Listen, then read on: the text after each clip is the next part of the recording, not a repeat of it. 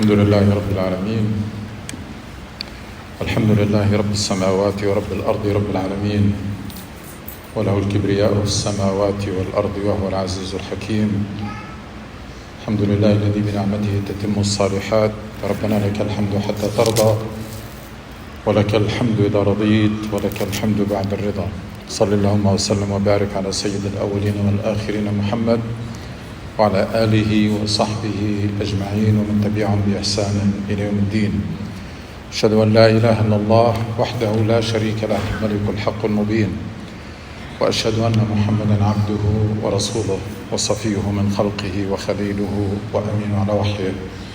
يا أيها الذين آمنوا اتقوا الله حق تقاته ولا تموتن إلا وأنتم مسلمون. يا أيها الذين آمنوا اتقوا الله ولتنظر نفس ما قدمت لغد واتقوا الله إن الله خبير بما تعملون. My dear respected brother and sister in Islam, all praise and glory and thanks are due to Allah subhanahu wa ta'ala. We owe Allah subhanahu wa ta'ala everything we have, and وَمَا بِكُم مِّن نَعْمَةٍ فَمِنَ اللَّهِ, and we are dependent on Allah subhanahu wa ta'ala for all our needs.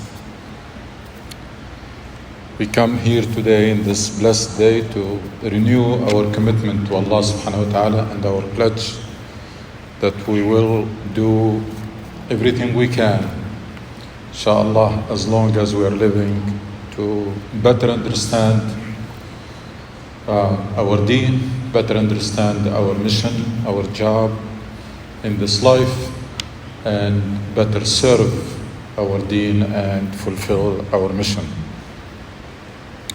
We're continuing today, inshallah, the theme that we started about families and parenting, spousal relationships and parenting. And the focus is going to be today, inshallah, on the second part, on parenting. Now, as I mentioned last time, we are all at different stages in life, but inshallah we all can benefit, especially that it's never too late to have a fresh start, whether in spousal relationship or in your relationship with children. It's never too late to open new page and have a fresh start. Sometimes things become messy to the point that that's what is needed. You just need to reset or open a new page and have a fresh start. To prepare for this, I asked a number of young Muslim Americans about what messages they want to convey to their parents. And believe me, I was shocked. And I thought I knew, because I was involved in many cases of relationship between parents and children, especially as they grow up. So I thought I knew their suffering and their pain. But what I came to know is much more than I knew before, and much more than you can imagine. These people are going through struggles, as they call it. Not one struggle, many struggles, a lot of pain, a lot of suffering. And I thought I knew, but I probably didn't know to what extent, and I didn't know to what extent also the channels of communications are broken and blocked between parents and children in this country. I wish that inshallah one day they don't have to communicate this through me. They will be able to communicate this to their parents directly, because that's the ideal situation. The ideal situation is to have open channels of communication so that they share with you their feelings and their problems and they don't suppress them. But until we get there, inshallah, I'm going to try to convey a number of things that I received from a group of people. I can tell you up front that young Muslim Americans who remain committed to Islam in this country are heroes, really. And they are really need to be saluted and commended because of the amount of pressure they are subject to outside, and the lack of support, unfortunately, at home. A lot of pressure outside, and lack of understanding and lack of support at home makes their life really miserable and hell. So when you see a young Muslim American who's still practicing and committed to Islam, you really need to commend and salute that person, because they were able to resist and withstand tremendous pressures. There are also victims. What many parents do not realize, that their children are victims. Victims why? Victims because, again, of the pressure, tremendous pressure they're subject to, and then the lack of understanding and lack of support in the family and in the community. Because our community, in spite of the good intentions and good efforts of some, when it comes to how much they are offering for youth, it's very little in quantity, and also questionable quality and efficiency of our youth programs. Of course, there are always exceptions. Always some communities are doing better job than others in terms of youth programs, but we still have a long way to go. Also, in terms of families, there are exceptions. There are families who are doing much better job in dealing with their children, trying to understand them and trying to guide them and support them. But in general, there is a lack of support and understanding and lack of guidance, and these children don't have mentors at home, don't have mentors in the community, and don't have role models. And that's very difficult. They don't have role models, and they don't have mentors, and they're lacking support and guidance. A lot of parents, especially immigrant parents, are lacking the knowledge and the skills to be effective parents. Many of us, we did not do enough job of learning and reading and understanding, first of all, the job of parenting in general, and the job of parenting someone in this country. When you were raised in a different culture and different place, and then you're raising your children in other place that is very, very different than anything that you have known before. Some parents, they try to make up for this deficiency by what? By spoiling. Just give the child whatever they ask for, so that to spare themselves any headache. Rather than doing their job of parenting, they just, especially if they have the means, just give your child whatever they want, whatever they ask for, so that they will not give you headache. That's bad. That's extremely bad. Other parents, they go to the other extreme, which is control. To make up for deficiency in being a good parents, you go where? You go for policing and controlling and restricting and criticizing all the time. And that's also bad. The job of parenting is neither about spoiling nor about control and restriction. It's about guidance. It's about guidance and teaching, mainly by example. Mainly by example. And even Allah subhanahu wa ta'ala asks us, when we call people to Islam, do it bil-hikmah wal-maw'id al-hasana. Ud'u ila sabili rabbika bil-hikmati wal-maw'id al-hasana.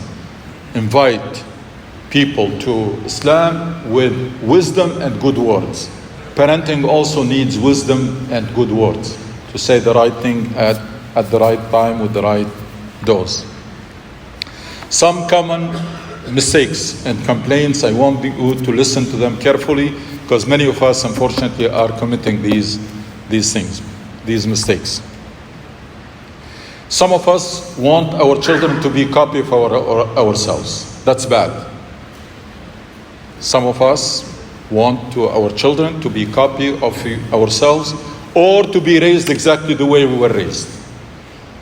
So you hear this all the time. That's not what we were doing when we were children. Parents telling their children, of course, that means nothing for them, because they realize that you were raised in a different time and in a different context. So telling me that you are different than me when I was a child means nothing. Doesn't mean anything. Or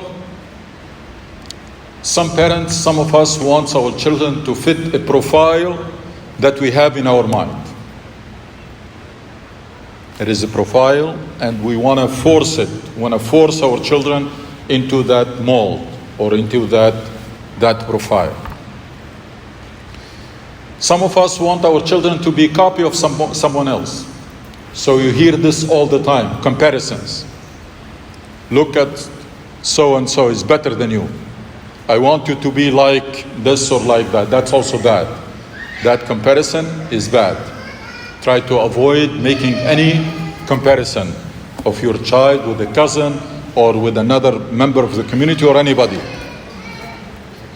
So these are some common mistakes that we need to avoid. Something that children are asking for. I'm talking about people growing up, young professional, college students, especially late high school, etc. Some things that they're asking for is to be given some time and space to be themselves.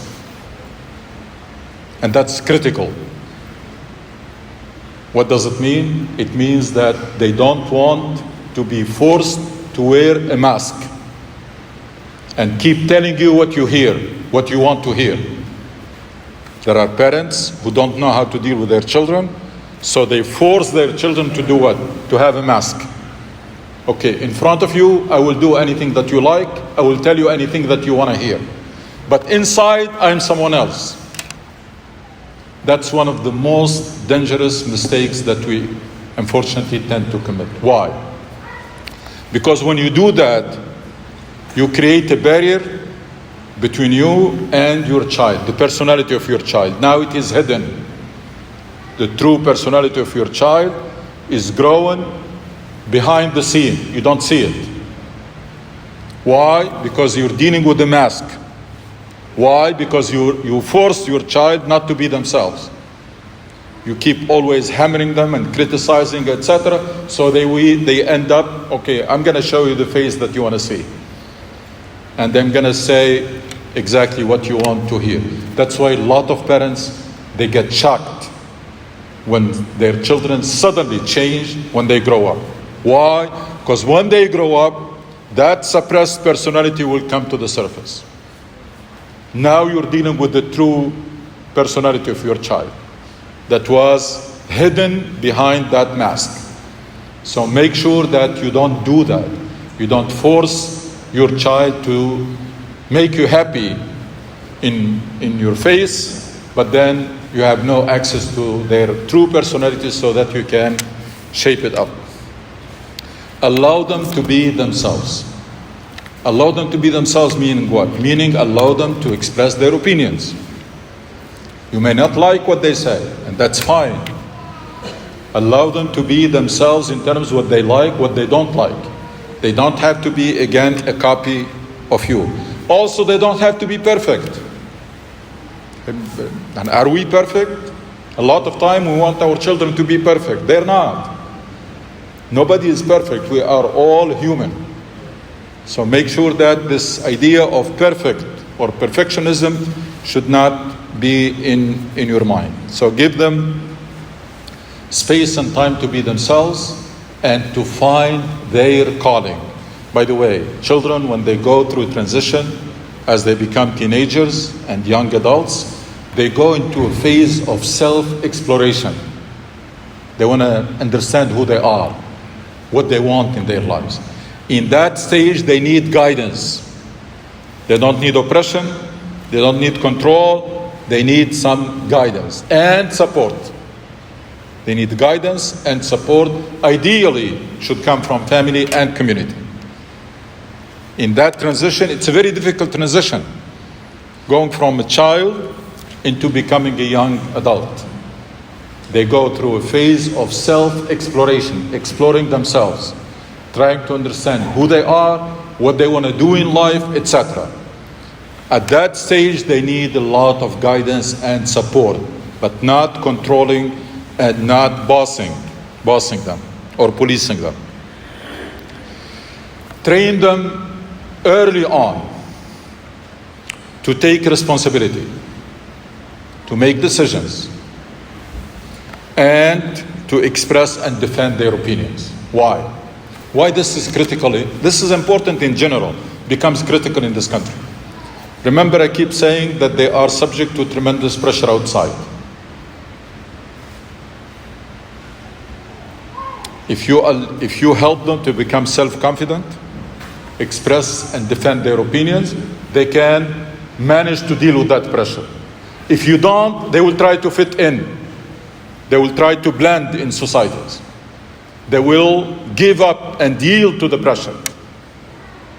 So when you understand that your child is under tremendous pressure outside, you know that they have to provide a lot of support at home so that they become self-confident, they're proud of their religion, proud of their identity, and they will not yield to the pressure and to the peer pressure they're subject to.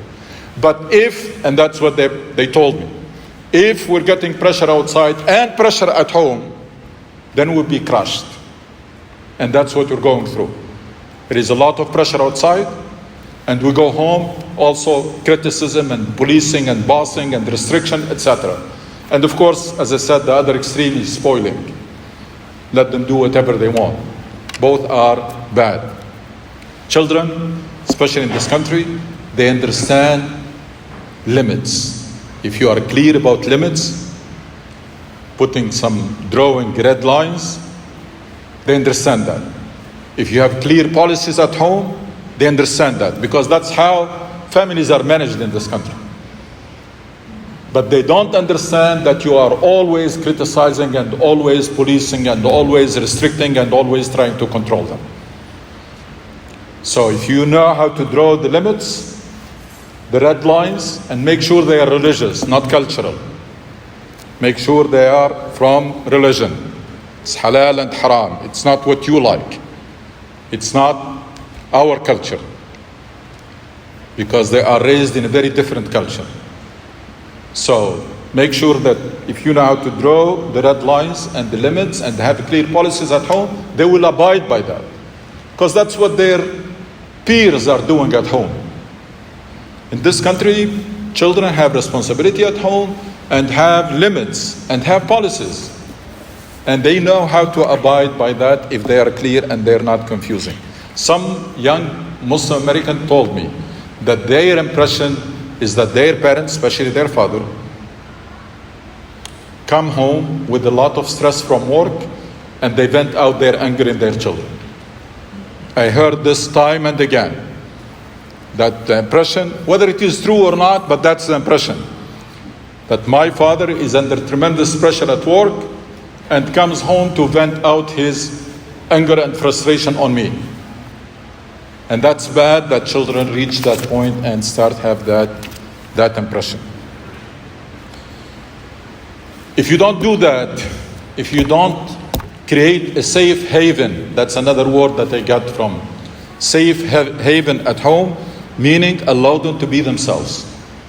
Make the house very supportive environment, open channels of communication, and they get energy and support so that they can deal with the pressure outside. Not the other way around. If you manage to make the house a safe haven for your children to express themselves, to be themselves, to grow organically, not artificially. Don't force your way. And this is also another common mistake, that especially when it comes to careers, parents are forcing their children into some careers. Don't do that. Maybe your child was not made to become a medical doctor. That's not their skills. Just help them finding their strength and what they like to do so that they excel in it. And by experience and by statistics, people will excel only in the fields they like. When a job becomes a hobby, that people love what they're doing. But if they did it just because you forced them, they will be average at best. If you manage to do that, that's great. Otherwise, just be prepared to, unfortunately, the transition that many parents went through, which is you force your child not to be themselves, so they wear a mask, they will conceal their true feelings, their true opinions, their problems, etc. All of this will be suppressed as long as they're young. And then we get this time and again. Parents get shocked when their child changes completely at the age of 17, 16, 18, etc. They see different. Why? Because that's the true personality that was suppressed. If you allow that personality to grow organically, maybe it will be healthy. But because you suppressed it, and when you suppress what they do, if you fail to make home a safe haven, what's going to happen? They're going to look for alternatives. And that's another complaint from parents, that my child have bad friends. Why they have bad friends? Because you failed to provide that environment for them, so they went outside to look for it, to look for that support system that should have been provided at home. One of the things that some families are doing, and doing it efficiently, and they recommend all of us to try to do, is to create for your children a support group or a network of families who have children at the same ages. It's extremely important.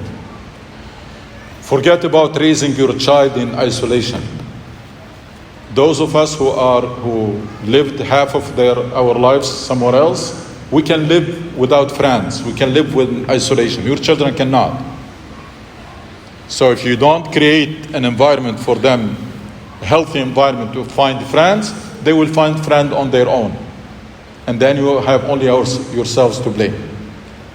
Now when we grow up, we had cousins, we had neighbors, we had friends in school. We never were raised in isolation. Some parents, out of control and restriction, all of this is done out of good intention, by the way.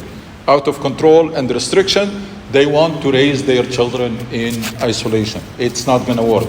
You either provide that environment of friends, or they're going to select, and then it depends. They may or may not make the right choice. Another complaint is our words. As Muslims, we should be very picky in our words. And the Sahaba companions were described that they were picking their words. It's like you pick fruits at the supermarket or in the farm. Pick the best. A lot of parents in our community, they keep criticizing and belittling and sometimes trashing their children. I know this is common in some culture. It may have worked before.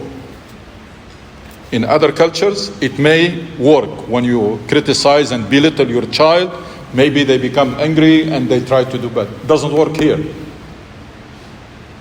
Why it worked in some Muslim countries? Because in those societies, the society is, in most cases, is governed by an oppressive regime. There is an oppression. So you prepare your child to deal with that oppression.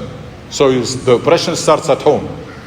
So when you oppress your child, you prepare them to be trashed at school and by the police in the street. So that's why it may have worked, even though it is wrong. In this country, that's not the case. If you're going to keep doing that, I keep hearing this from parents and from children complaining that their parents always, you are nothing, you are a failure, you are this and you are that. And comparisons, of course. Compare, look at this and look at that, who's better than you. It does not work in this country. Why? Because this is a free country. And their peers are raised in a different way. So when they grow up and they go interact in real life, they will interact with personality that is strong and confident, and them, they will be shaky because of that suppression and oppression at home. So make sure you deal with your children with respect. Out of Islamic character, we should not say bad words. It's not because they are children, you feel free to tell them anything. And a lot of times parents will tell you, this is in their best interest. I'm doing that so that they can respond and do better in school. This is not going to happen. And some parents will tell you, it's okay with me if they hate me for that, as long as they do what I want, which is in their best interest. In most cases, they end up hating themselves. And the last thing we want to do is to raise a self-hated Muslims. People who are ashamed of themselves. Why? Because of what they heard at home. Keep always belittling them and always telling them bad words. And this is reality, by the way. Let's not deny it. This is happening in so many houses and families. Endless criticism.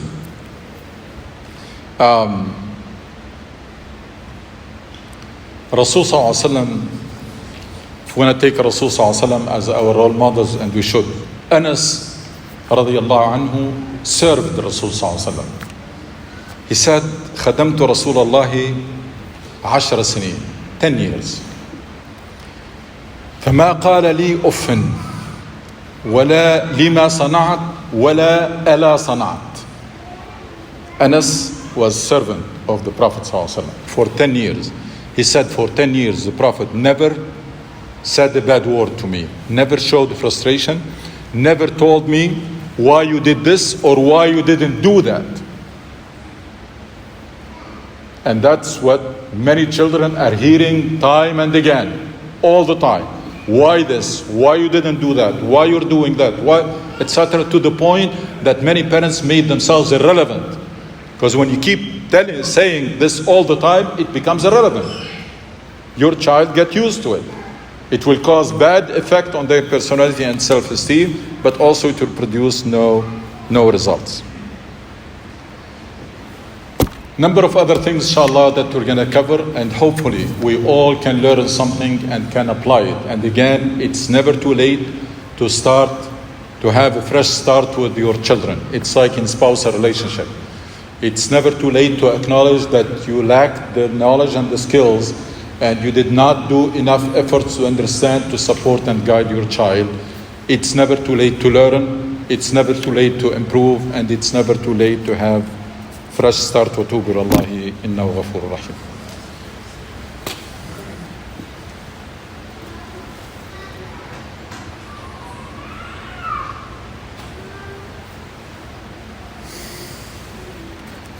إن الحمد لله نحمده ونستعينه ونستغفره ونستهديه ونتوب إليه. نعوذ بالله من شرور أنفسنا ومن سيئات أعمالنا. من يهدي الله فهو المهتد ومن يضلل فلن تجد له وليا مرشدا. Couple of things, inshallah, before we close, and we're going to come back, inshallah, next week, hopefully, to talk about we talked mostly about what should not be done, but we'll focus mostly on, inshallah, what should be done next week. Another thing that children are asking for is this: allow them to have a balanced life. A lot of parents in our community focus too much on academics. It's just grades. I need straight A. I need grades at the expense of anything else. So children do not have a social life, do not have hobbies, do not exercise. Parents do not care about all of that. They care only about academic. That's bad.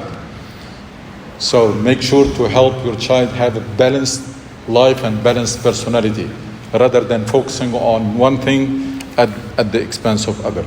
Also, I talked about career, marriages. A lot of marriages are failing because the way parents sometimes are pushing their children into or for imposing on them their own choice of spouse, and that's not working. So career and marriage are things that people have to be aware to give your children room to choose. Forcing our children into 3 or 4 careers just because they pay well and they are prestigious, it's not a good idea. It's a very bad idea. Because in this country, unlike in many Muslim countries, careers and jobs are not vertical. It's not like there is a job that is better than other. They are horizontal.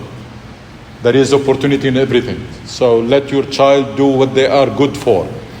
If they're not made to be science major, don't force them into it. They may excel in social sciences. And there are opportunities here for anything, for any major, for any field. ربنا اتنا في الدنيا حسنة وفي الآخرة حسنة وقنا عذاب النار. اللهم اشف مرضانا وارحم موتانا، توفنا وانت راض عنا، واختم بالصالحات أعمالنا، واجعل خير أعمالنا خواتمها، وخير أيامنا يوم نلقاك. متعنا اللهم بالنظر إلى وجهك الكريم. ربنا ارحم والدينا كما ربونا صغارا، وارحم موتانا وجميع موتى المسلمين. لا إله إلا أنت سبحانك إنا كنا من الظالمين. صلى اللهم على سيدنا محمد وأقم الصلاة. الحمد لله رب العالمين. الحمد لله رب السماوات ورب الأرض رب العالمين، وله الكبرياء في السماوات والأرض وهو العزيز الحكيم. الحمد لله الذي بنعمته تتم الصالحات. ربنا لك الحمد حتى ترضى، ولك الحمد إذا رضيت، ولك الحمد بعد الرضا. صلى اللهم وسلم وبارك على سيد الأولين والآخرين محمد، وعلى آله وصحبه أجمعين، ومن تبعهم بإحسان إلى يوم الدين. أشهد أن لا إله إلا الله وحده لا شريك له الملك الحق المبين، وأشهد أن محمدا عبده ورسوله وصفيه من خلقه وخليله وأمينه على وحيه. يا أيها الذين آمنوا اتقوا الله حق تقاته ولا تموتن إلا وأنتم مسلمون. يا أيها الذين آمنوا اتقوا الله ولتنظر نفس ما قدمت لغد، واتقوا الله إن الله خبير بما تعملون. My dear respected brother and sister in Islam, all praise and glory and thanks are due to Allah subhanahu wa ta'ala. We owe Allah subhanahu wa ta'ala everything we have. وَمَا بِكُم مِّن نِعْمَةٍ فَمِنَ اللَّهِ. And we are dependent on Allah subhanahu wa ta'ala for all our needs. يا أيها الناس أنتم الفقراء إلى الله والله هو الغني الحميد. It is these two feelings of gratitude and dependence that are some of the biggest motivation in our iman and foundations for our iman. The belief and feeling that Allah has given you so much that you want to express your gratitude in words and in deeds, and the belief that all your needs are in the hands of Allah subhanahu wa ta'ala, and therefore you need to be as close as possible to Him and make Him pleased with you, and intensify both your worship and your prayers, your supplications. My dear respected brother and sister in Islam, this last week we have witnessed two big disasters. First was in Morocco. The earthquake in Morocco claimed the lives of about 3,000 people and more than 5,000 injured, and many, of course, displaced and lost their homes. And the flood, devastating flood in Libya, which so far claimed the lives of more than 11,000. Some people say it may reach even 20,000. And there are so many missings and so many displaced, and the whole city was destroyed. We pray to Allah subhanahu wa ta'ala to bless the souls of those who died, and to grant speedy cure to those who were injured, and to help and support those who are involved in the rescue efforts. Once again, we face a disaster. Some of it cannot be avoided, cannot even be predicted. Earthquakes, no matter how advanced science became, the earthquake, it's still not predictable. But countries, who care about their individuals, they construct buildings that are robust. Especially the place in Morocco is at risk. It is a juncture of two plates, so it is at risk. So countries who value human lives, there are earthquakes in Japan, but we don't see this many people die.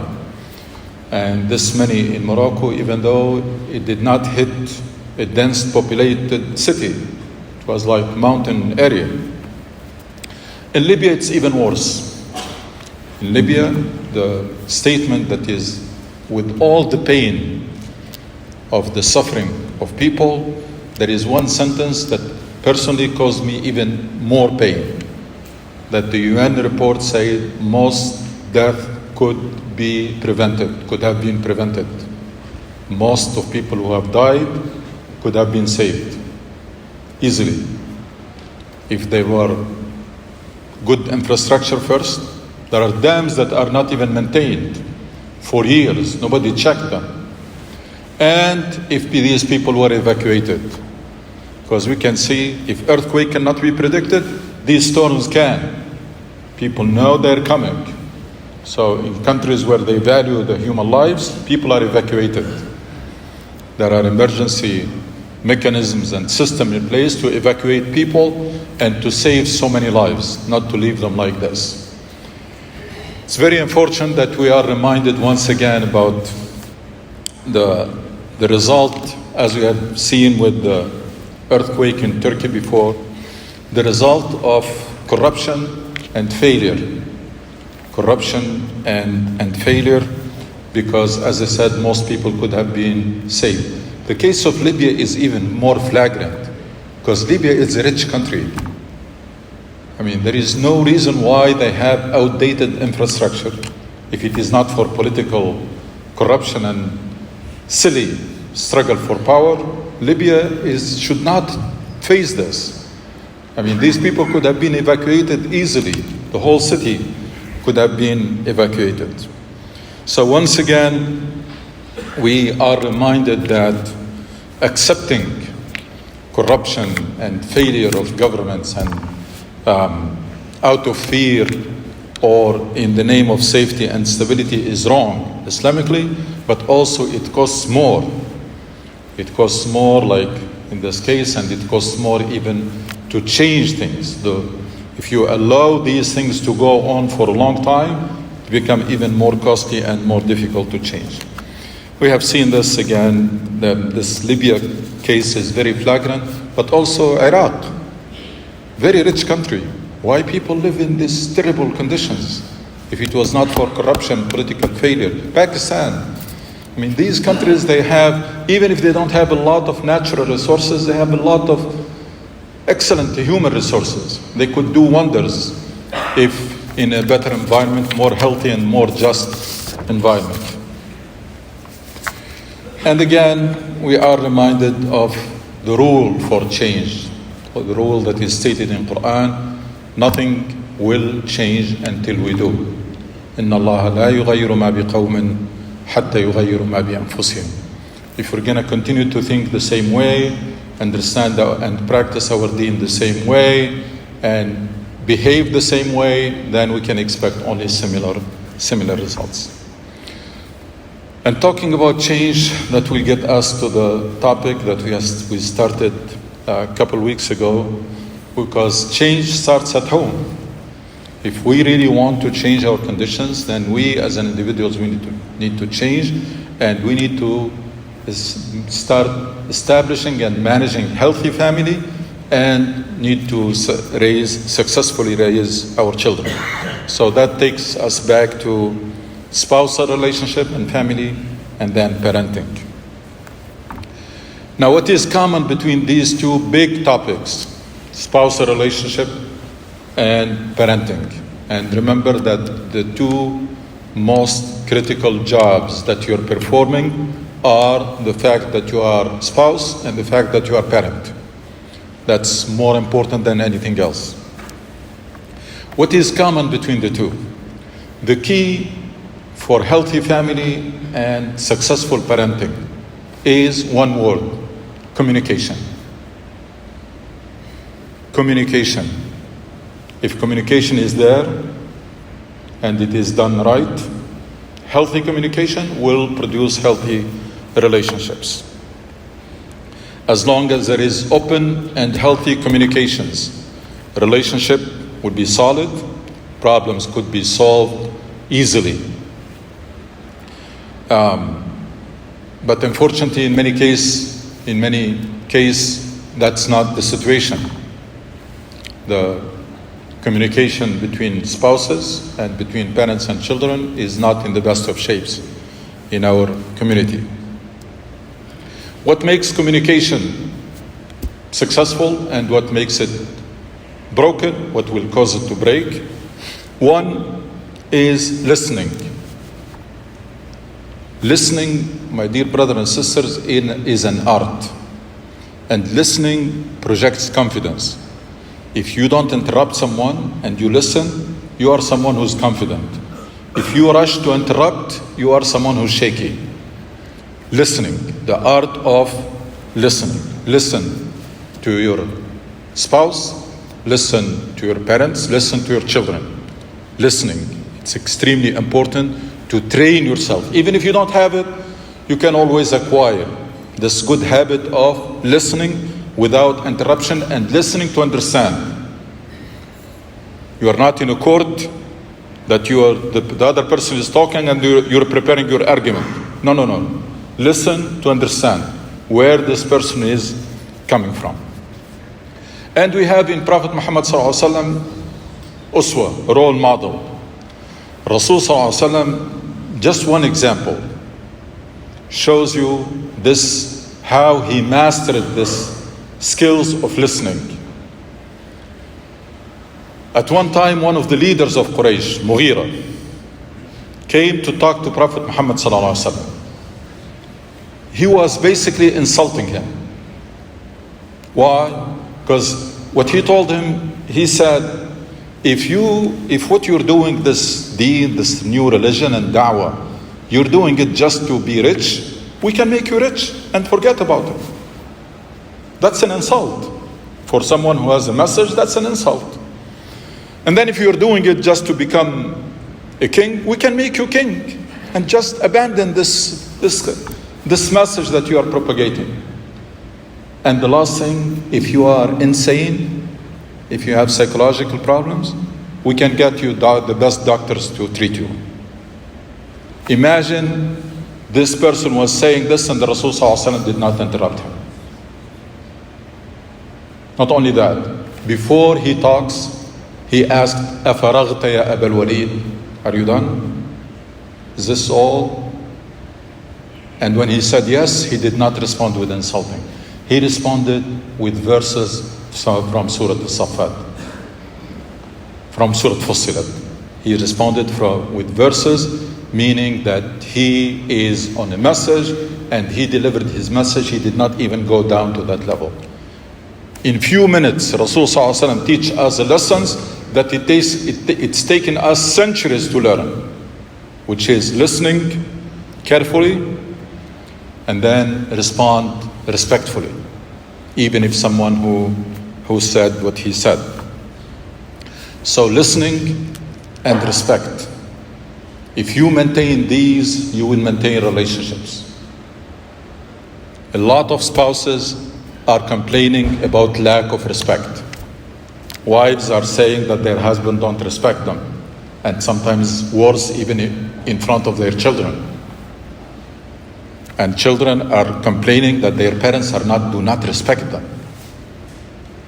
Lack of respect will destroy communication, which will destroy relationships. You want to keep a relationship, respect and communication, and to have a healthy communication, you should listen first.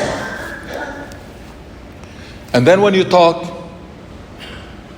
if you are careful about the relationship, talk to convince.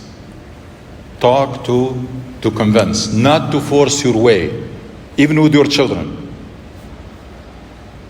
Talk to or communicate to convince, not to force your way.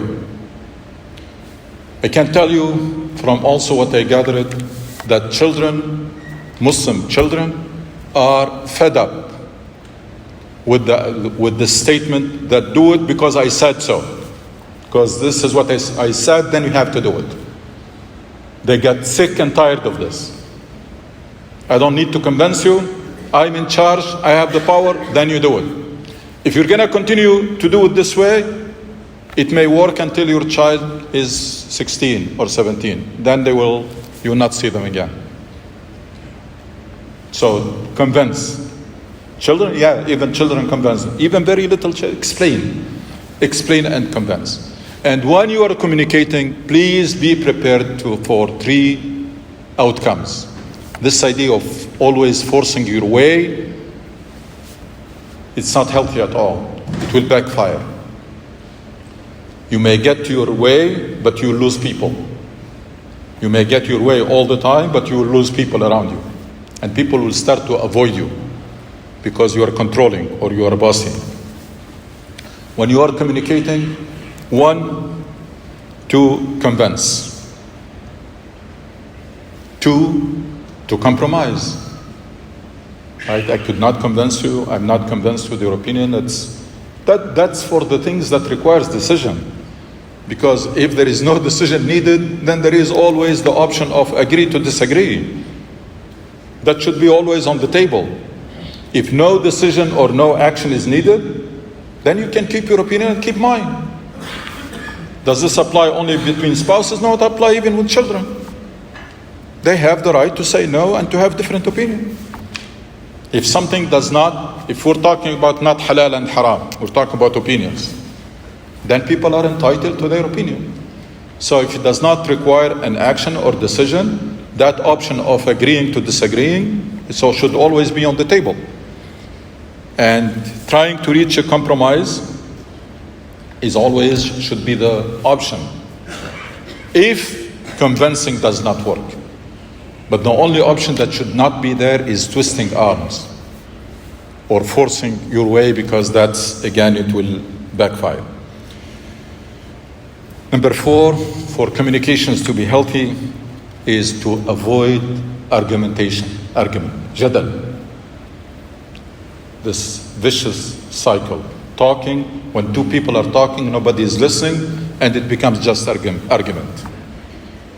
That's useless. And the Rasul ﷺ beautifully says in a hadith, أنا زعيم ببيت في ربض الجنة لمن ترك المراء وإن كان محقا. Rasul ﷺ promises a house in heaven for those who avoid arguments even if they are right. لمن ترك المراء وهو محق وإن كان محقا. You know that you are right, but you stop the discussion because it's going nowhere. If it starts to degenerate in that route, stop it. Because there is nothing good that's going to come out of this. If it is no longer healthy communication, you'd better leave, stop it. So, by all means, try to avoid arguments and getting into heated argument. This is what makes a communication healthy, and the opposite will make it unhealthy.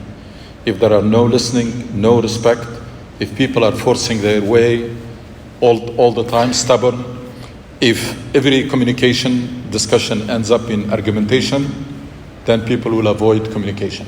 And no communication, no relationship. Make no mistake about it. No communication, no relationship. And worse than that, a lot of children are complaining that every time they initiate a discussion with their parents, it turns into blaming and shaming. And that's bad. And why should a child come back and discuss anything with you? If that's what's going to end up to, if it's going to end up not listening, you are not listening to them, you're going to force your way anyway, you don't respect them, you blame them for everything, you throw everything at them, why should they come to you? Even when they make a mistake or when they have a problem. By the way, if you want to raise your child successfully, encourage them to come to you with their mistakes and their problems. Encourage that. That's extremely important. Because that's how you can have a role in fixing. If they conceal it from you, it will make you happy because you're not seeing it. But what's the point? They're going to find an alternative. Our children have a lot of questions. They're looking for answers for them. And they're facing a lot of challenges. They're looking for help and support and guidance. You don't provide it at home, they will look for it elsewhere. And then you only have yourself to blame. Another thing that is extremely important, when your children come to you with a mistake or with a problem, please, the first thing is not to lecture them or to blame them. Provide support, solve problems, and then we can talk about lessons learned. A lot of children are complaining that when you come with a problem that I'm facing, I get all the blame and shame, so I stop doing it. I'm going to try to figure out myself. There is no point. What they need at home is support. At that moment, support and help. And by the way, even after that, even after the problem gets solved, we Muslims were told not to get involved into if-then. Low. You shouldn't have done this. If you didn't have done this, then this should not be the result. That's bad. Whatever happened, happened. Talk about lessons learned. Moving forward. In the future, what lessons do we learn? Have a session with your child. Say, now this problem was solved. Alhamdulillah, we managed to solve it. What do we learn from this for the future? Spend quality time with children. A lot of parents nowadays are forsaking their responsibility as parents, and they're making up for that with what? Two ways. One, give children whatever they ask for, and two, leave the parenting job for smart devices. So a lot of our children now are being parented by cell phone. Why? Because their parents maybe their parents also busy with cell phones, busy with work and busy with, so you find family sitting in the same room, but everybody in their own world. That's very bad, especially young children. It's not recommended at all to allow them to become addicted to this. Allow them to read and to play out and to learn, but not to spend all the time with those devices, because that's become addictive and that's very bad for them. So a lot of parents nowadays are either they claim because they're busy with work, and when you talk to them, they say, but I'm doing all of this for my children. Now, your children do not need what you do for them. They need you to be there. They need your support and guidance. Spending all the time making a lot of money and buying them things, that's not parenting. That's a failure. You're making up for your job as parent by giving them whatever they ask for. And it's bad that you are not doing the job. It's worse that you're giving them whatever they ask for. Some parents also, they have the problem of being too protective for their children. They don't teach them to take responsibility early on and to make choices or to do anything. Why? Because they may be obsessed with academics. They just want my child to be studying all the time. We'll do everything for you. That's also not good parenting. You don't prepare them for life. You don't prepare them to be responsible, to take charge and to be responsible and to make choices. Being a parent, my dear brother and sister in Islam, it's like building and shaping a personality. There is a person who come to you, to this world, blank sheet, and you're going to shape it the way you want. And your child is your product. So please stop complaining. When you raise a child, you're making a copy of yourself. Your child reflects two things. Your child reflects who you are, who you truly are. Not who you are as we see you from distance, because your child is living with you. Your child reflects who you truly are, and two, reflects how good your job was as parent. So if your child is not a good child, that's what you need to be looking into. One, you may not be a good role model for him, good example, and two, you did not do a good job as parent. That's all. So we're going to have to stop complaining. Your child is your product. And it is a copy of you. You're making a copy. It's like cloning. You're making a copy of yourself. So please make the effort to learn about this critical job of being a parent and spend quality time with your children. Spend quality time with your children. I said, you're building, shaping a personality.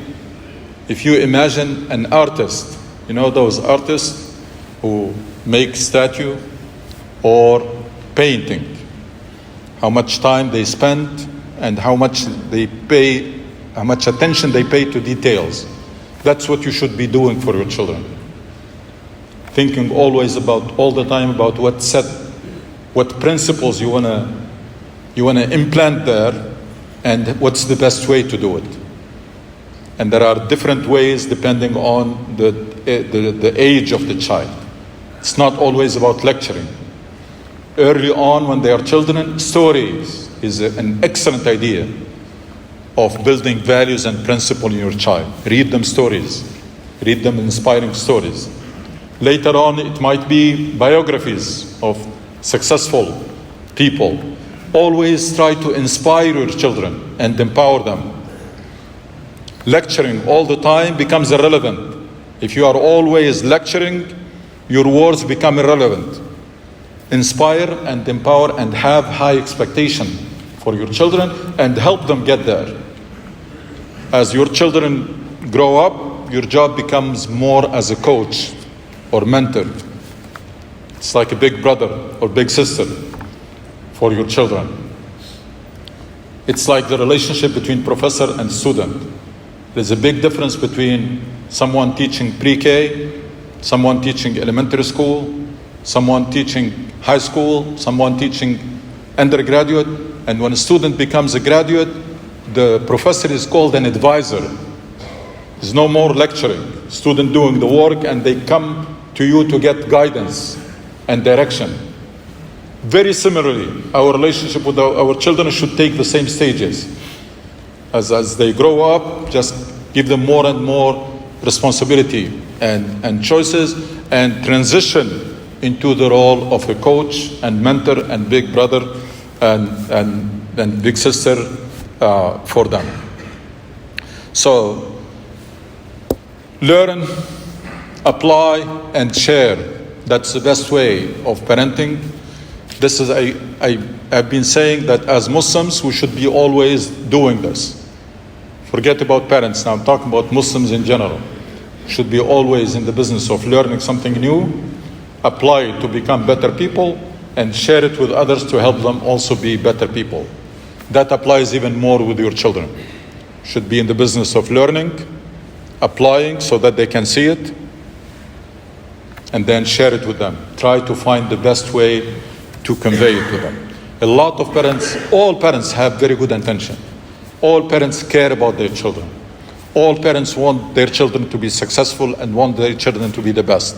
Unfortunately, because of ignorance, a lot of parents, they do it the wrong way. When it translates these feelings, these great feelings, when they translate into action, it happens the wrong way. I have seen parents who care so much about religion, but they ended up pushing their children away from Islam. I have seen parents who care so much about school and education, but they made their children hate education and hate school. Why? Because it's excessive. It becomes too much. Anything that exceeds the limits backfires. Anything that goes beyond the limits becomes excessive, it backfires. So I'm not worried about that. All parents have the best feelings and the interests of their children in mind. It's just the translation of this happens a lot of time in the wrong way. Happens a lot of time in the wrong way, either because we don't have the time, so we're looking for shortcuts. I'm going to teach, rather than teaching my children about Allah and about Islam and taking the time to learn myself and then teach, I take the shortcut. Son or daughter, pray or Allah will throw you in hellfire. Very simple. Summarizes, rather than reading and learning and thinking about the best way, I find the shortcut. And by the way, that's one of the complaints from our children, that Islam was introduced to us through fear. And this is not the best way to attract those people to Islam. Make them love Allah subhanahu wa ta'ala. Make them worship Allah out of love and gratitude, not just to avoid being thrown in hellfire. You tell me this is demanding? Yeah, it is demanding. You choose to be parents, then you have to take responsibility for that. It's a big responsibility. And even before they come to this world, you have to build and prepare the environment and the foundations for them to grow healthy. Because that's your most important job, is not lecturing. Your most important job is the environment, the healthy environment that you build in the house and the role model that you provide. If you do these correctly, there is little talk that is needed. If you build healthy family environment and make home safe place for them to be themselves, to express their opinions, their feelings, to share with you their mistakes, their problems, the challenges they face. And then if you are truly a role model, that's more than half of the job is done, or most of the job is done. So most of the job that we're going to do on our children is actually on ourselves and on the environment that we're preparing for them. And that's why I said before that parenting starts from the time you choose your spouse. وَتُوبِ اللَّهِ إِنَّهُ غَفُورٌ رَحِيمٌ.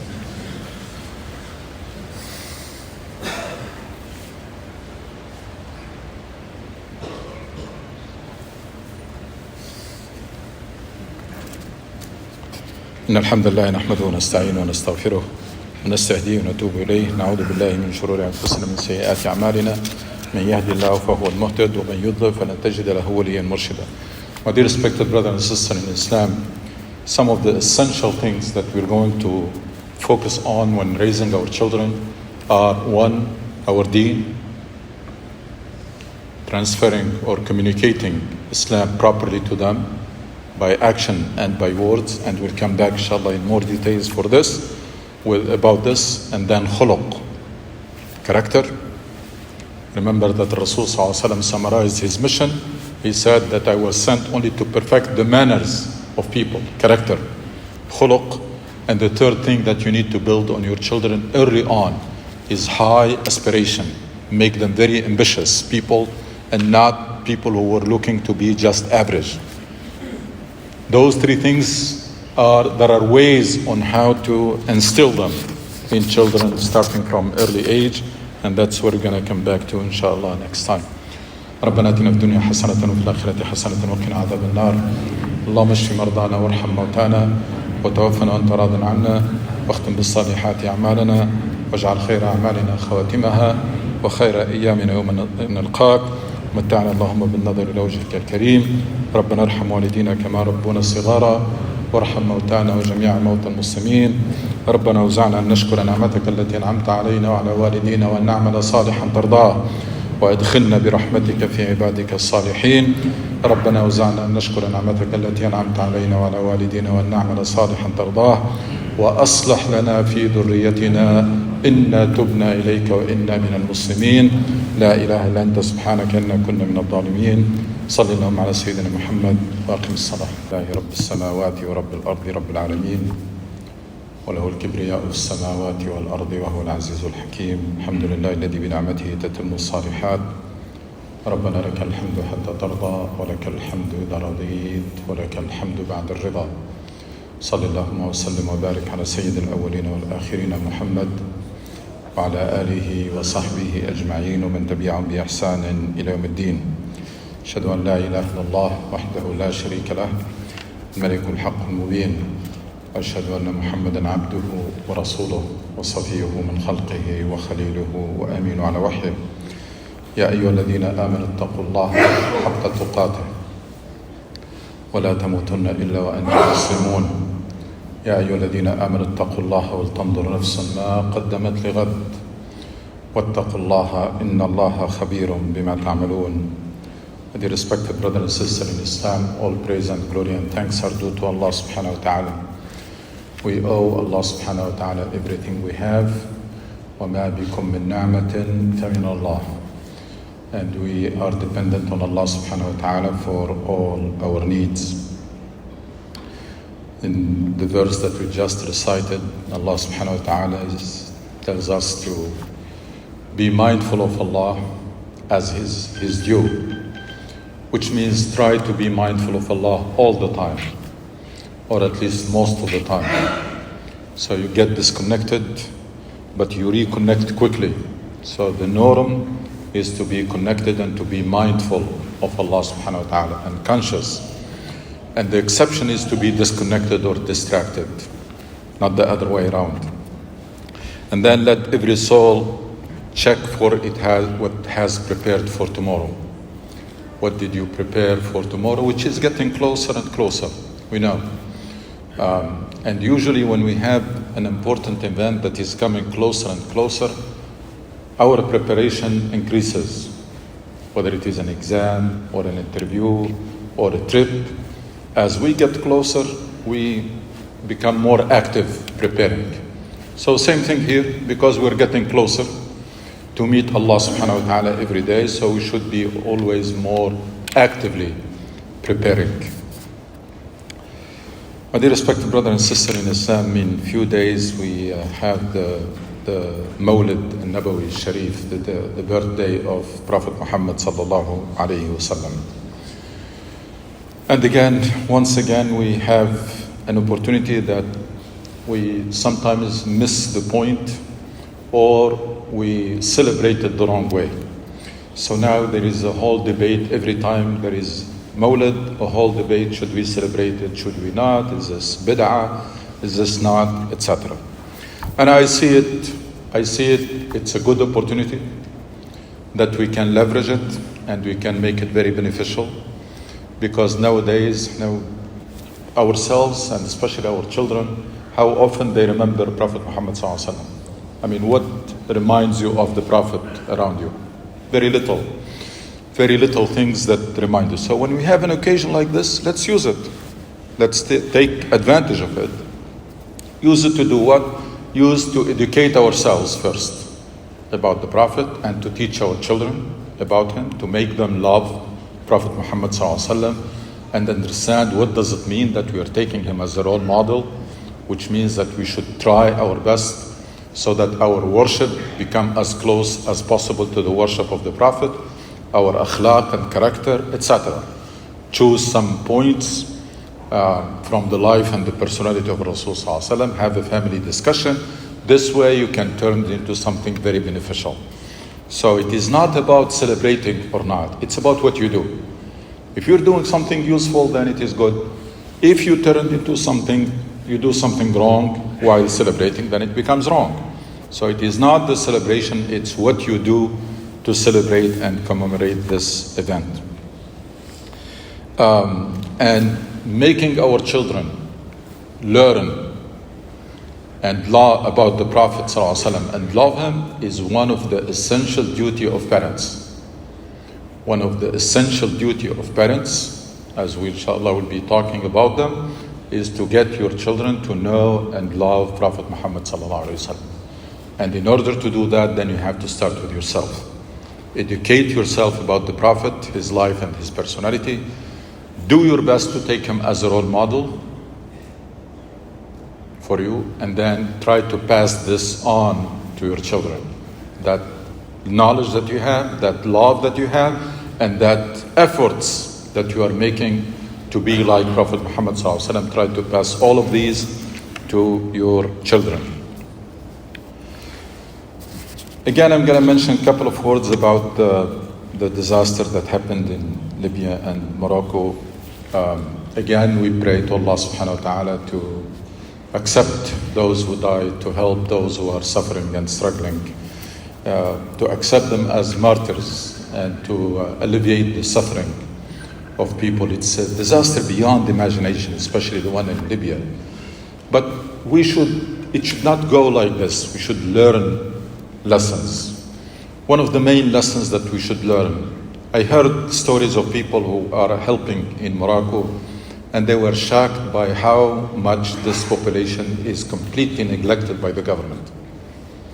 It's totally forgotten, as if they don't belong there. There is hardly any relationship that they have with the government, or there is hardly anything that the government is doing for them. So there are people who are totally neglected and marginalized. In Libya, we talked about this before. This is a very rich country, should have very good infrastructure, and people should live much better life. Except for the corruption and incompetence of politicians and the silly struggle for power or power struggle that is going on in not in Libya, in many Muslim countries, in different ways. It's a very destructive power struggle for power for nothing between people who are really incompetent, and many of them are corrupt to begin with, and they are obsessed with power for the sake of power. They are not seeking power to serve their population. They are not seeking power to implement a vision. They are seeking power for the sake of power, and they are willing to pay to do anything for that. That should not be accepted. People should not accept this, because it continues to happen simply because people are accepting it. If people reject it, then it will not stay. And people should never accept to accept these conditions, that a rich country and the population is in terrible situation. We see this in Libya, and also we see it in Iraq and other places. The other lessons that we can learn and we should learn for ourselves, how thankful we should be to Allah subhanahu wa ta'ala. When you wake up in the morning and you find yourself safe and your family is safe and you have a roof on top, etc. Just remember those who were carried while they are in their cars or they are asleep, or those who woke up and did not find any one of their families. Just remember and appreciate how grateful you should be to Allah subhanahu wa ta'ala. When you wake up, you find yourself alive and safe and have a job or have an income, have a house, and family members are safe. That's a great bounty that every day we are getting, and we're taking it for granted. Just ask those who lost these favors and they will tell you how precious they are.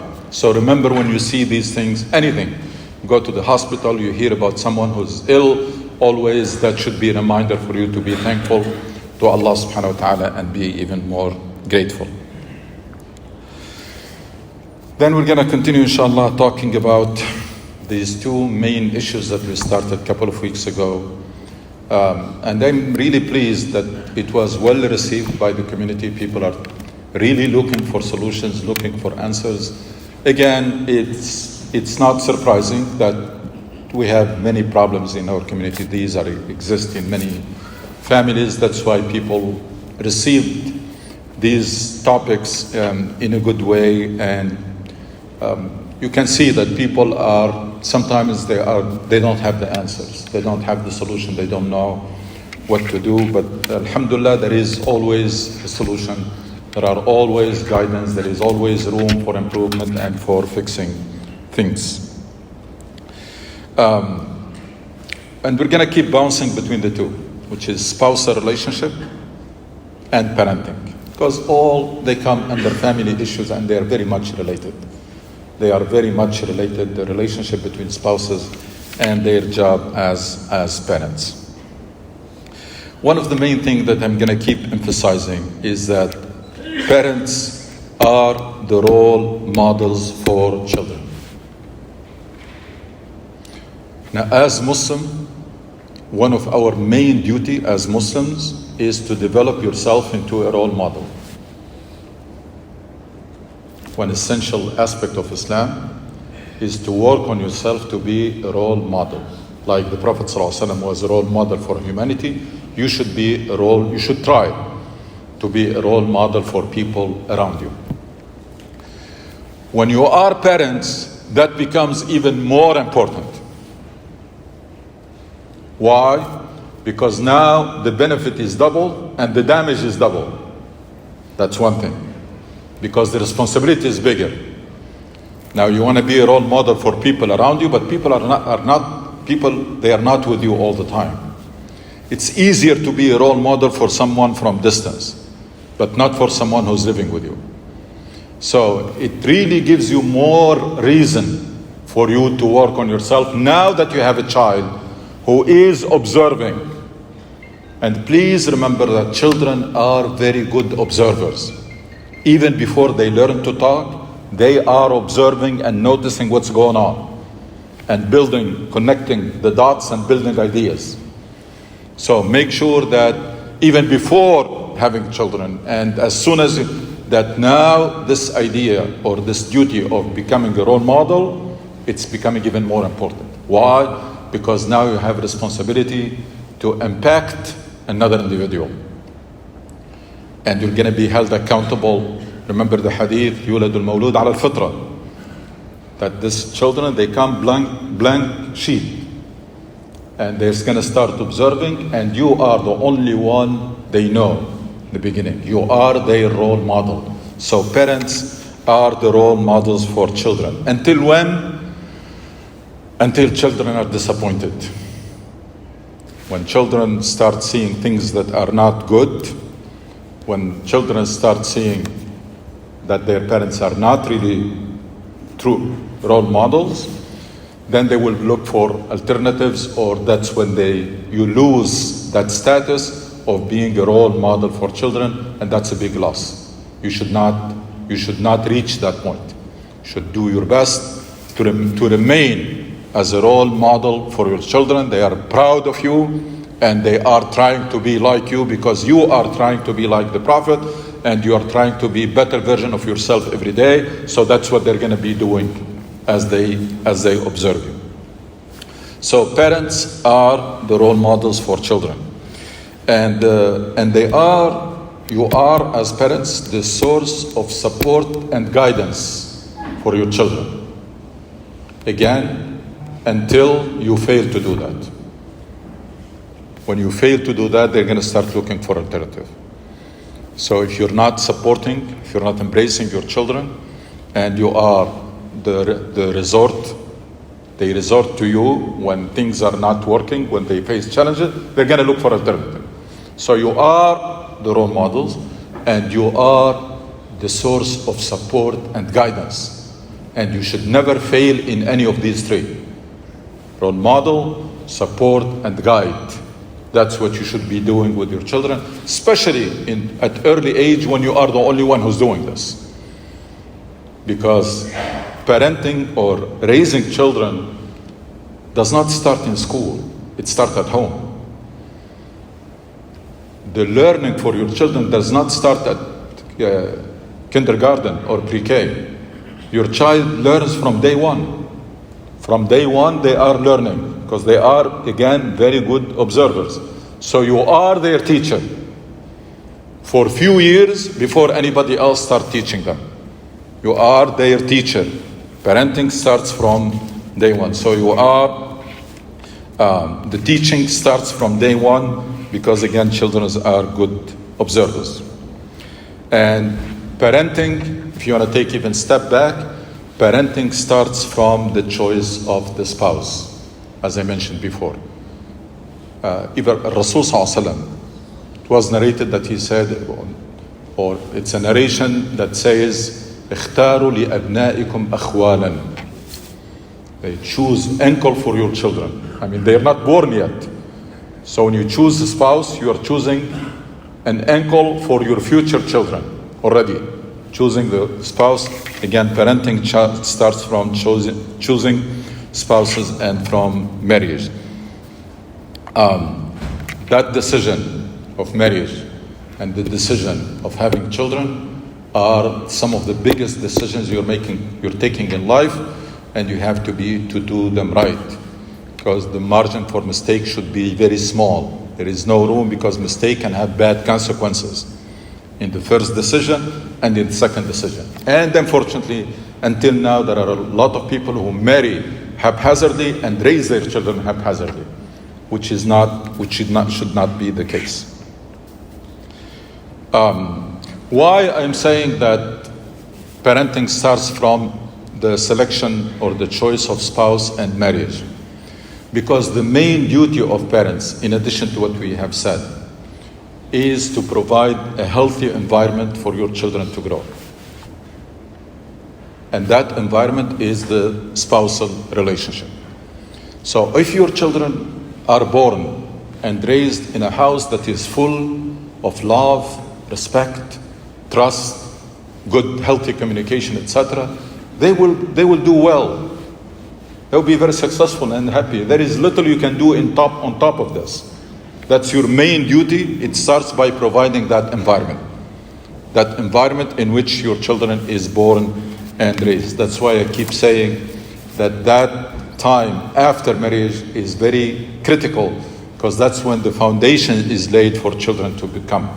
That's where the family should become more robust so that they can be a good environment for those children. As long as things are not stable, people should wait before having children. There is no point in rushing while the relationship is not functional, or whereas still things are not working properly. So to be role models for your children, both parents to be role models for their children, and to provide that environment that I was talking about, and to provide support and guidance. Teach your children to make decisions and make choices early on, and to take responsibilities. And teach them discipline, yes. By the way, children born in this country, they don't mind abiding by the rules. If your rules are clear and you apply them consistently, they don't mind, because that's how this whole country is functioning. In other countries, things are chaotic. In this country, everywhere there are rules and policies. So children do not mind if you make your policies and rules clear, and if they are fair, and you implement them consistently without having to be angry or to vent out anger. They are ready to accept it and to live by. So set clear rules and policies and apply them consistently without having to be angry or mad. Teach them to take responsibility for their choices and decisions, especially as they grow up and your role switches from being a teacher to being more as an advisor or a coach for your children, who really inspires and empowers more than lecturing. By the way, children are complaining about too much lecturing. We lecture too much. Always, you should do this, you shouldn't have done that. That's too much, to the point that sometimes our words become irrelevant. So inspire and guide rather than teaching, or rather than controlling. Some parents, they go too far in controlling and policing, or in being protective. Out of good intention. All of this is done out of good intention. They want the children to focus on their study, for example, so they don't teach them to take responsibility or to do anything else. Just, I want you to study, we'll do everything for you. That's bad. That does not prepare the child for life. So too protective is bad, too controlling is bad, or policing. Again, inspire, empower, support, and guide, and provide that healthy environment. That's your main job. We have been talking, and we're going to continue, inshallah, to talk about the ideal situation. Because we're talking about the cycle: individual, parents, and societies. It's a triangle, and there are two-way relationship between every one of the three. And if this triangle is working fine, people will thrive, and community and societies will thrive, and vice versa. And you cannot imagine how fast things will improve if we manage to get this cycle on track. If we manage to fit, because right now in many Muslim countries it's working backward. It's a society is bringing family down, and family and individuals are bringing society, and everything is coming down. That's why we're lagging behind. But if we manage to stop this deterioration and fix it, you can't imagine, because the effect is compounded. The effect is exponential. It's quickly will get you in a much better situation. So we're going to keep talking about that ideal situation, so we know how we can fix this cycle so that it will be working properly. But also, we need to learn about remedy. Remedy meaning, when something does not work, how do we fix it? How do we prevent it from degenerating? Because a lot of problems that I see, whether in spousal relationship or in parenting, they started small. But because people did not know how to contain them and bring them back on track, they became disasters. They led to bad consequences. It's like, in a real relationship with Allah subhanahu wa ta'ala, why tawbah is highly recommended in Islam and encouraged. Why? Because if you commit a sin, if you don't repent from it, it will lead to a bigger one. And before you know it, you find yourself way astray. So that's why tawbah is encouraged in Islam. Same thing in relationships. If there is a problem, if there is a deviation from the ideal situation, we have also to learn the skills on how to contain that problem and bring it from going too far. That's when many people are lacking. So it starts small, but then it develops into a crisis. Why? Because when one spouse is angry and start talking, the other will be responding, escalating, and things become disastrous.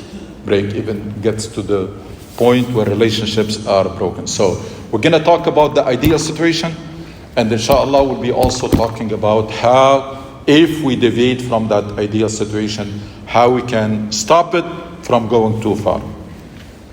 Now, the ideal situation is the following. We have two spouses. Each one of them is on a mission. As a Muslim, each one of them, remember, Islam is essentially a mission. Each one of them is on a mission or on a journey. And they decide to continue that journey together, jointly. That's how we should be thinking about marriage as Muslims.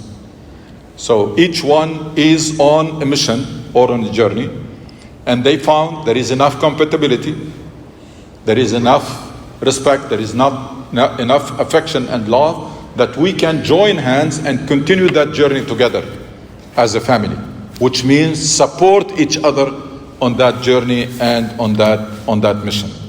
So help one another succeed and be happy both in this life and in the hereafter. That's what marriage should be perceived as. Two people decided to come together to help one another in their missions and to help one another be happy and successful in this life and in the hereafter.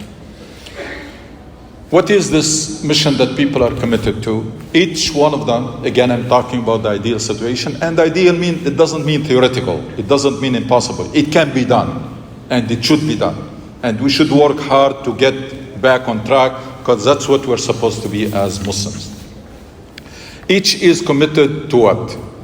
This journey of Islam, meaning that you are dedicating your life to get to know Allah subhanahu wa ta'ala, to understand and fulfill His purpose to the best of your abilities. As a Muslim, that's what you're committed to. If you don't know, please know it. That as a Muslim, you pledged or you committed to dedicate your life to get to know Allah subhanahu wa ta'ala and get closer and closer to Him, to understand His purpose and fulfill it to the best of your ability. Ma'rifat wa infad muradillah. It's a relationship between you and Allah subhanahu wa ta'ala. Iman is defined as what? Tamamul hub, tamamul khudu' ma'a tamamul hub. That total obedience, but not obedience because it is forced on you. Total obedience with total love. That you love Allah subhanahu wa ta'ala so much to the point that you are obeying Him happily and you're seeking His pleasure and satisfaction. So, all of this is done in pursuit of Ridwanullahi subhanahu wa ta'ala. What does it mean if one spell it out in more details? What is this mission? What is this journey? Again, number one is to develop yourself into a role model, to be the best version of yourself, to be all you can be, to realize the potential, all the potential that Allah has given you. That's one track. That's one track. That relationship with Allah subhanahu wa ta'ala should translate into action on these fronts. One of them is this. One of them that you're going to be working on yourself to be a role model and to be the best version of yourself, to be all you can be and to realize all the potential that Allah has given you. And that track we call it tazkiyah. The other track is to help people around you, starting with your children and family, be also the best version of themselves. Same thing that you are doing, you're helping others to do. And the third track is to also, this one is called tazkiyah in a different way. Tazkiyah in Arabic has both meaning, working on yourself and helping, mentoring or uplifting others. يَتْلُو عَلَيْهِمْ آيَاتِهِ وَيُزَكِّيهِمْ. That's what Rasul Sallallahu Alaihi Wasallam was doing.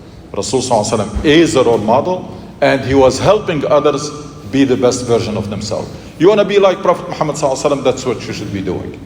The other track is to maximize your contribution to the greater good, to make this world more just, more prosperous, more virtuous, more free, etc. Everything that Allah subhanahu wa ta'ala loves, you should be do your best to make it happen. Now, this is what every spouse is doing before they get married. So when they get married, they're going to help each other doing this. وَتَعَاوَنُوا عَلَى الْبِرِّ وَالتَّقْوَى. I'm on a mission, you are on a mission, we're coming together to help one another succeeding in that mission. Believe it or not, if we manage to get this done, we'll be in completely different situation. Our families, our communities, Muslim societies will be in a because this mission, it's a miracle. It produces miracle in the individuals and in the community and in the society. Transforms individuals, mobilize people, unite community. I've been talking about the prophetic community, it was united by mission. If this mission was able to unite communities, people from different tribes, what do you think is going to do to two spouses who love each other? If this mission was able to unite people who were fighting each other before, what do you think is going to do to the inside the family? This is what will help cementing the family. And that's what will strengthen and maintain the love, the respect, the trust, and the compatibility between spouses. And will keep problems contained even when they happen. If people have that self-restraint, that taqwa, that khuluq, even when there is a problem, it will be contained because everybody will not try not to exceed the limits. And remember the hadith of Rasul Sallallahu Alaihi Wasallam that people, he praises those who don't engage in argument even if they're right. Even if you know that your point is correct, if the discussion is getting into becoming an argument, just stop it. There is no point in continuing it. So having a common goal in the family or unity of purpose can make a huge difference in the health of family and in the relationship. And this is the most common reason for failure. Lack of this is the most common reason for failure. When there is no common purpose between the spouses, there is no higher goal they're working for. Usually that will weaken the bonds, the relationships. Again, common purpose cement the relationship, strengthen it. Lack of common purpose will weaken the relationship. Not only that, when there is no purpose at all, as the case of many Muslim individuals and Muslim families. Unfortunately, our understanding of Islam as list of do's and don'ts, not as a mission, made us live without a high purpose. So we don't have a higher purpose that we're working for. This void is making our life obsolete and making the family life obsolete. People are working, sleeping, eating, doing the basic functions, very routine. There is no high purpose they're working for. And when they have free time, it turns into problems. Why? Because people don't have something to keep them busy with. There is no high purpose in life. So having a high purpose, and especially when it is common purpose, it's extremely important to have a successful family. And then later on we'll see also that it is critical for successful parenting. So lack of this again will create that free time, and it is the free time that is causing all the problems between two people are living together all the time. And if they don't have a high purpose and common purpose, then that again will be a source of problem. So Very important to revive the sense of mission in Islam. Very important for the individual. That's what transformed the average people in Mecca and in Medina and made them great individuals and great leaders. That's what cemented the community of the Prophet ﷺ. That's what will create and help producing very strong family and very healthy family that not only very functional but also know how to contain problems. Because again, there is unity, there is one common purpose that we're working for. We decided to come together to help each other doing it, and each one of us has good breaks so that when there are problems, they don't degenerate into crisis. We can contain them because we can restrain and restrict ourselves. وَتُوبِرُ اللَّهِ إِنَّهُ غَفُورٌ رَحِيمٌ.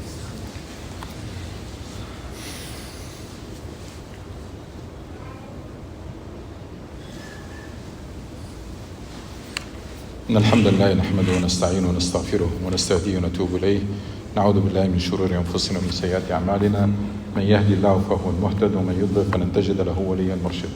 My dear respected brother and sister in Islam, couple of more words.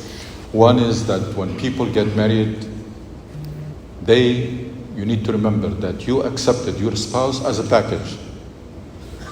This idea that you're going to change your wife or wife is going to change her husband after marriage, please get it out of your mind.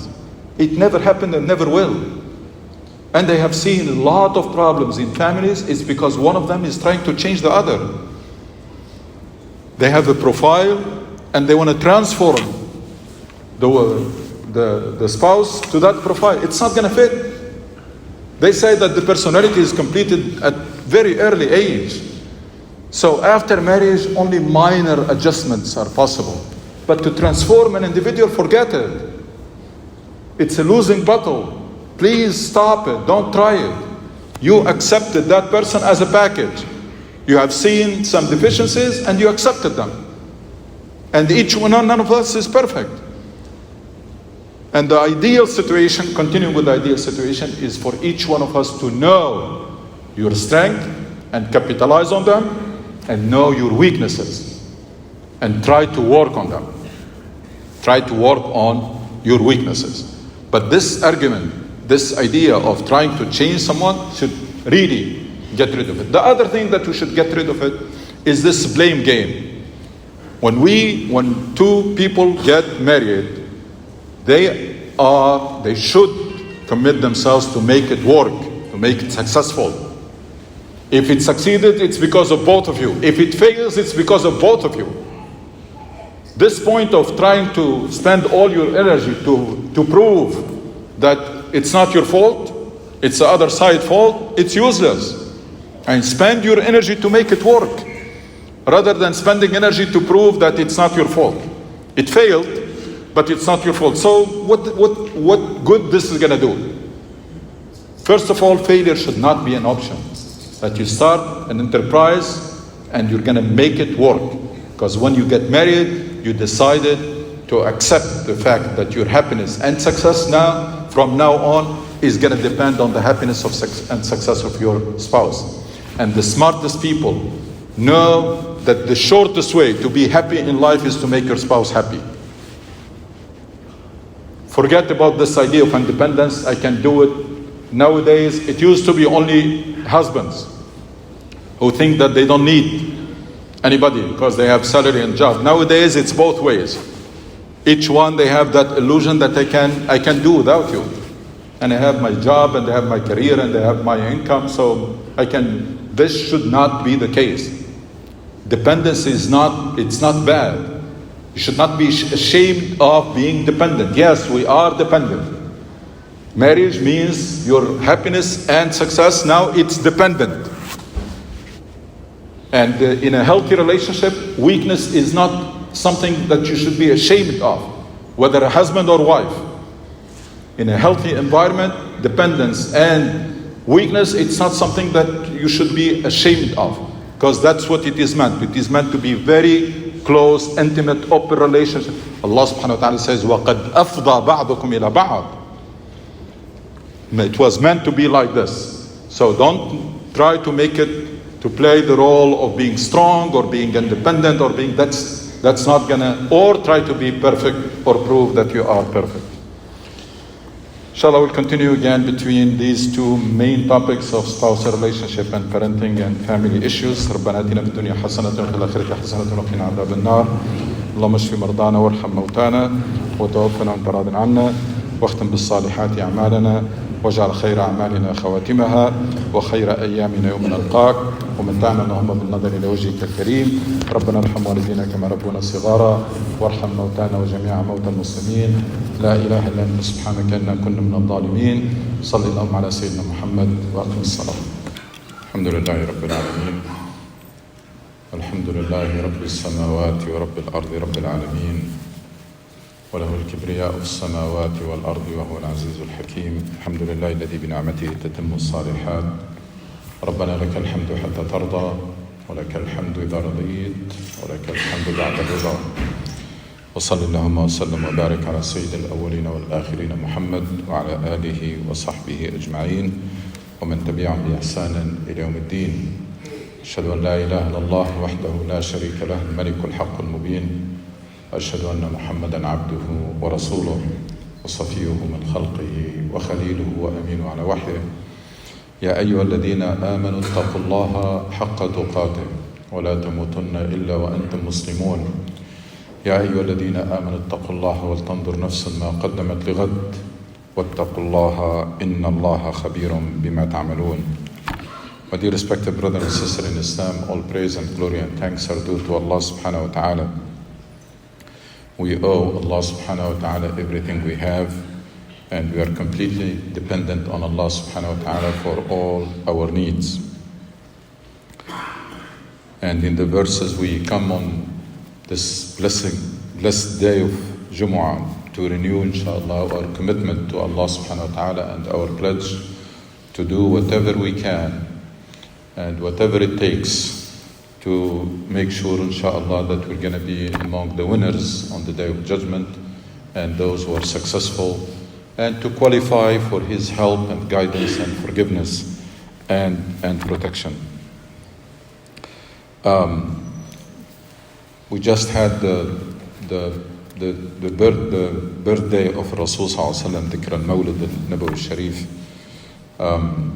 and we really need to take advantage or to seize this opportunity to remind ourselves about Rasul sallallahu alaihi wasallam and our relationship with him.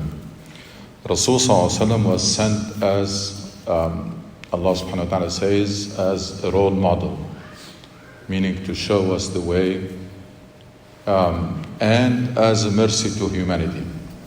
So for us, those, if you truly love Rasul sallallahu alaihi wasallam, that love has to be translated into trying yourself to be a role model and to be a mercy to the people around you. And takuna rasula qawmik, to be a role model for people around you and also to be mercy for them. Rasul sallallahu alaihi wasallam, the mission that he fulfilled, it's our mission. It's the mission of every believer. So Rasul sallallahu alaihi wasallam was sent to show us. It's like a demo to show us how to do it, and then he passed away sallallahu alaihi wasallam, and then it's up to us to continue. It's that mission. It's our mission. Inna anzalna alayka al-kitaba lin-nas. The Rasul sallallahu alaihi wasallam was showing us the way, and then he passed away. So it is our job to continue the work he started, and it is our job to deliver his message, because he was sent to all humanity until the day of judgment, but he lived only in one part of the world for a limited time. So how this is going to be solved? It's the followers of Muhammad sallallahu alaihi wasallam who have to continue that mission and deliver that message. Rasul sallallahu alaihi wasallam, his life was centered around few items that were mentioned in Quran in several places. It's what they call, it was like the job description of Rasul sallallahu alaihi wasallam. She's يتلو عليهم آياته ويزكيهم ويعلمهم الكتاب والحكمة. So role model and mercy, and then what he does or what he did, he teaches and mentors. He was a teacher and a mentor. That's the meaning of يعلمهم يزكيهم ويعلمهم. يزكيهم, mentor them, uplift them. يعلمهم, teaches them. Want to be like Prophet Muhammad sallallahu alaihi wasallam? That's what you should be doing. You should be learning and teaching, and you should be developing yourself and mentoring others. These are the 4 main items in the life of Rasul sallallahu alaihi wasallam, and that's what every follower of Muhammad sallallahu alaihi wasallam, sincere follower, should be doing. Again, 2 characteristics, or you can say 3.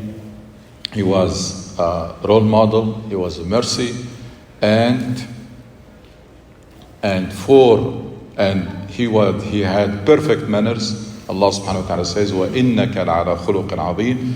You want to be like Prophet Muhammad sallallahu alaihi wasallam, you should try to perfect your manners and never settle for anything, because no matter how good your manners are, there is always room for improvement. So you should be sharpening and perfecting your khuluq, your akhlaq, to be like Prophet Muhammad sallallahu alaihi wasallam. The same thing with your ibadat. And do these 4 items: learning and teaching, developing yourself, and mentoring others. And fulfill the mission of Prophet Muhammad sallallahu alaihi wasallam and all prophets before him. And that became the mission of every Muslim, because there will be no prophet after Muhammad sallallahu alaihi wasallam, which Quran encapsulated in one word: Islah, making things better. What is the mission of a believer? Islah. Try to help people around you become better people, and wherever we settle as individuals or families or community, we try to make things better. We try to make that place a better place through Amr bil Ma'ruf and Nahy anil Munkar. Anything we find good in people or in society, we try to strengthen it and reinforce it. Anything that is bad, we try to limit it and reduce it and eventually eliminate it. We go back, inshallah, to our series that we started a few weeks ago, talking about families, spousal relationship and parenting. Spousal relationship and parenting. And what is common between the two? It's both of them are relationships. It's a relationship between spouses and the relationship between parents and children. And the relationships are built on 4 pillars. If you want to have a good relationship with anybody, particularly within the family, relationships are established on 4 pillars. 1 is affection, mawadda, emotional attachment. And that should be a given in a family. من آياته أن خلق لكم من أنفسكم أزواجا لتسكنوا إليها وجعل بينكم مودة ورحمة. So that should be given. And then trust. That's the thing that if it is breached, it cannot be fixed. That's why you need to be very careful about trust. Because if you lose the trust of someone, you cannot regain it back. Trust is something, it's 0 or 100%. You cannot say, I trust this person 90%. Or this person is sadiq or honest 80%. No, honest or not honest. So trust, and you should really make sure that you keep it, because if it is broken, it cannot be fixed. And the respect. Respect between spouses and respect between parents and children. Respect is a key pillar in the relationship. If it is breached also, the relationship becomes weak. People don't like someone who does not respect them. So respect. And of course, this is what will form a healthy environment. These 3 pillars will establish a healthy environment in which the family functions and children grow. But these 3 pillars also help resolving problems. Because we're not angels. There will be always differences and problems and disputes. But in this environment, problem can be contained and resolved. In the environment, if you maintain the affection, respect, and trust, then problems can be easily contained and differences can be managed. But if any of these are breached, the slight problem can be turned into a crisis. All of this requires healthy communication. The key to maintain affection, respect, trust, and that healthy environment is healthy communication. And we talked about healthy communication, listening. They call the art of listening. You need to learn how to listen. Listen attentively to understand, not listen to reply. Listen to understand. And if it takes, you can ask questions. Say, did you mean this? Don't interpret it yourself. What did you mean exactly? So that you understand. And then when you respond, when you talk, even with your child, talk to convince, respectfully. This respect doesn't cost you anything. Be respectful even to your children. Always be respectful so that you can be respected. Respect is a two-way street. You want to be respected, you have to respect others. So talk to convince, not to force your way, and not to win an argument. You can force your way on your family, but you lose them. You can get your way, but you lose people. That's not smart, and that's not wise. If you cannot convince, then, as we mentioned before, there is the second option, which is compromise. Don't let every differences go into a problem.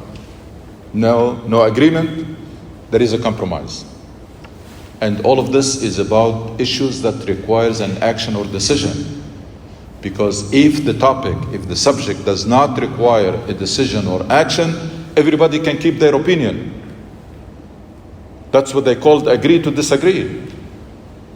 I could not convince you, you could not convince me. It's not the end of the world, especially if the matter does not require an action or a decision. It's called agree to disagree. Part of the healthy communication, discuss or criticize behavior, not character. Don't tell a person you're bad. Tell them what you did was wrong, so that it can be fixed. So discuss behaviors and action, not character. In addition to that, discussion should take place not only the right way, as we described, but also the right time. The right time meaning what? You should never allow a discussion to turn into argument, jadal. And remember the hadith of Rasulullah, he promises a house in the highest heaven for those who refrain from argument, even if they're right. Even if you are correct, but you see discussion is going in that direction, you stop it. There is no point. It becomes like you see sometimes the two people are talking at the same time. Nobody is listening. That's going nowhere. So that discussion should not continue. I said it should take place the right time, meaning what? Meaning, for example, when a person is angry, there is no point in having any discussion. One key factor in the health of the family is to keep the temperature low. So if somebody goes angry, you have one of three options to do. Don't get into argument because it's useless. If you have the wisdom and the nerves to try to cool that person down, that's the ideal. Number two, let them vent out. Ignore it. Let them cool down so that you can talk to them. You cannot do that, you can leave. It's very simple. But what should never be done is enter into discussion in that situation, because it is useless and it's going to cause more harm than good. It will not cause any good, actually. It cause only damage, and people will start maybe disrespecting and insulting one another, and that cannot be fixed. So let it be one way. Temperature goes high, one person, the family, others, they can try either to cool that person down or to let them vent out until they cool down, or even leave and don't listen to that. So never get into that discussion. We talked about the ideal situation last time. Said that two people get married, they are on the same mission. This mission in Islam does miracle.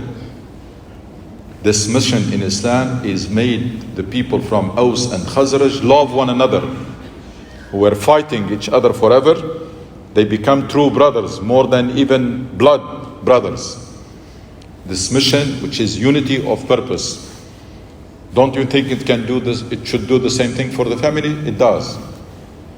When these two spouses have common purpose, common cause or mission, that will strengthen the bonds and join the hearts. This mission of Islam turned hate into love. How about the people who start by loving each other? What do you think this mission will do to them? Mission turned tribes who hate each other become loving each other. What do you think the same mission will do to two people who love each other to begin with? It will only make that relationship much stronger. Mission also eliminates void. People who don't have a mission in life, they live very routine life. Basically eating, sleeping and working, and then free time. And then working and then free time. That free time is the source of many problems. If you have a mission in life, you are busy and you are preoccupied. You don't have time for problems. And when they happen, you want to contain them. Why? Because you are someone who is busy with something bigger and with something more important. So these minor issues, you want to contain them quickly. You don't want them to take your time. That's when people are on a mission. When people don't have a mission, then that's again the source of problem. And I'm sure you have heard this, especially in the Muslim world. A lot of problems happen in the family when the person retires. Why? Because free. So start criticizing. Why are you doing this? His wife was doing this forever, but he was not seeing it. He was at work. Now he's at home. Why this is done this way? Why is not? Why it's a lot of problems happen between people who have been married for so long. Why? Because of the free time of people who are not busy with something and are not preoccupied. The other key factor for the health of the family is something that unfortunately a lot of us don't do, and it is really critical. It's build credit. What do I mean by build credit? Relationship, they go up and down. All right? When the relationship is good, build credit with your spouse. Build credit with good words, with gifts, with whatever. Build credit. So that when the storm comes, when problems come, there is caution. A lot of people don't do that. So when the problem happens, there is no caution. And the problem will lead to much worse consequences. So building credit in good times, so that when it goes down, you have some caution. I heard from a brother that his relationship with his wife was good already, but was strengthened tremendously because of this. Why? Because she treated his parents nicely. And he kept remembering this forever. That's what you call build credit. So that it can be, you can use it later on. I also heard that some relationships were destroyed because of this. Why? Because one of the spouses did not treat well the parents of the other spouse. And that degenerated into reciprocating. I'm going to do the same. You didn't treat my parents well, I'm not going to treat your parents well, and then goes to a disaster. So you can see it's the same incident, but helped strengthening one family and helped destroying another family. Why? Because of this idea of building credit. Building credit. Make sure that you do that. Again, like Iman, you know, our Iman goes up and down. So when it goes up, intensify your worship. Do the maximum. When it goes down, you keep the minimum. At least the prayers, the fara'id, etc. So Iman goes up and down, and it is highly recommended for a Muslim, when your Iman is high, to do the maximum. Why? So that you are building credit with Allah subhanahu wa ta'ala. To forgive, إن الحسنات يذهبن السيئات.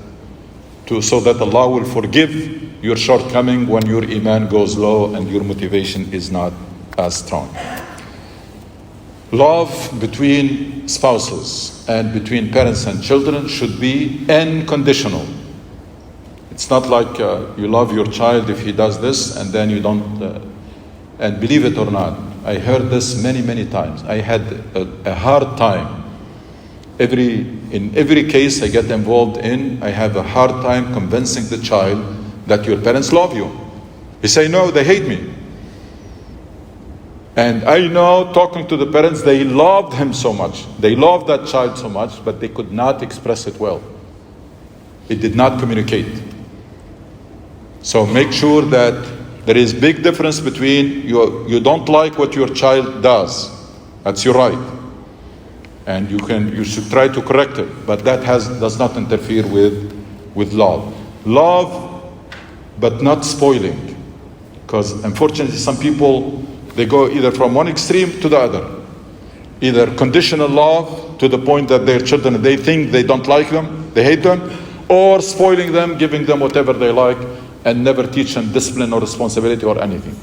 Both are bad. Wasat, moderation, is what is needed. Set rules and policies. I told you that children, especially in this country, they understand that they are ready to accept, provided that you have a clear set of rules and policies and you implement them consistently and without anger. You don't have to be angry when you're gonna penalize your child. You know that you didn't do this, so that's the penalty. You don't have to be angry, you don't have to use violence, you don't have to do anything.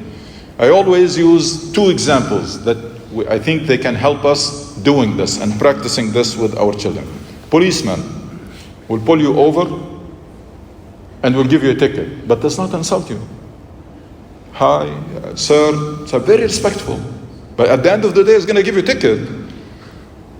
But no, unlike police in other countries, where you're going to be insulted and criticized and blamed and shamed, etc., just because you made a violation. You want to practice the same thing with your child. You do it while you are cool. You know the policy, you know the rule. You didn't do this, so there will be no allowance. I'm sorry. You don't have to be angry, you don't have to shout, you don't have to do anything. So apply those rules consistently and calm. And also use professors, especially professors in this country, they do this perfectly. They penalize students while laughing and having very good relationship with them. But there are rules in the syllabus. You missed class, you're going to take 1 point. I'm sorry. But nobody is angry, nobody is shouting on anybody, nothing. Rules are being applied very quietly and so make sure that you do that. And again, your responsibility with your children is 1, to be a role model, 2, support and guidance. Support and guidance, especially as they grow up, you switch to become coach and mentor more than lecturing. A lot of teaching need to be done early. I'm going to talk about that. A lot of teaching, but as they grow up, you switch from lecturing, which a lot of children here complain about lecturing, too much lecturing, into coaching, advising, supporting, guidance, etc. And a couple of things, by the way, I'm going to mention them so that you don't forget. I told you before that children here complain from the statement of do it because I said so. I'm not going to convince you. Just do it because I said so you have to do it. It's not clicking. It's causing problems. The other one that people are complaining for is when they make a mistake, and we're going to come to that. I told you. They don't want to hear it. Don't tell your child, I told you. That's not the time, especially in the beginning. So do it because I said so, and I told you. And the other complaint that we're going to come back to it, inshallah, is the bias between boys and girls. It's big in our community. You probably did not hear it, but I do. I hear it from different cases I get involved in. A lot of Muslim parents are still biased toward boys, meaning they have less responsibility. If they do something in the house, they are praised, but girls, when they do something, that's a given. They are blamed if they don't do it. That's not fair. There used to be a time where this may be acceptable, when the boy was outside when studying and then working and the girl is at home. That's not the case anymore. Your boys and girls go to the same school, come back, and then they have the same career and the same. So why the differentiating in your behaviors or being biased towards the boys should be very fair, because this is a source of problem. And remember, we talked about Surah Yusuf alayhi salam. What problem can be caused in the family if some children have that perception that you are biased toward one of them? They may not tell you, but it can cause a lot of problem. Make sure that you are fair when you set rules, when you assign tasks at home or responsibility. There is no such thing as boys, they just study and then go and play, and girls have to do the work. There is no such thing, has no roots in Islam, has no roots anywhere. And it's not fair. So that's another complaint that I hope I communicated, and I hope that we all pay attention to it. That no bias among children in general, and especially in this particular case between boys and girls. Now, this is the ideal situations. What do we do when there is a mistake, when problems happen? Again, the first thing you do is support and guidance. After the problem is resolved, lessons learned. Please try to apply this approach. It's not difficult. Your child comes to you, he committed a mistake, or is involved in a problem. Your first job is support maximum until problem gets resolved, and then you sit down and say, okay, what can we learn from this so that it does not happen again? There is no such things that I told you, or you are this or you are that. That's it. Whatever happened, happened. Things are not going to go back. We're going to sit down to learn lessons so that you become a better person. So you learn from that incident and you become a better person. These are some of the things that we can do as prevention. But then we have to learn about what we do when there is a problem. Because believe it or not, majority of problems in our families, they started very small. But we don't have that skill of containing problems. They degenerate quickly. Why? Because people don't have that ability to contain the problem. So we're going to be talking about what we do when there is a problem that started, so that it does not escalate and it does not turn into a crisis that destroys the relationship. وَتُوبِ إِلَى اللَّهِ إِنَّهُ غَفُورٌ رَحِيمٌ.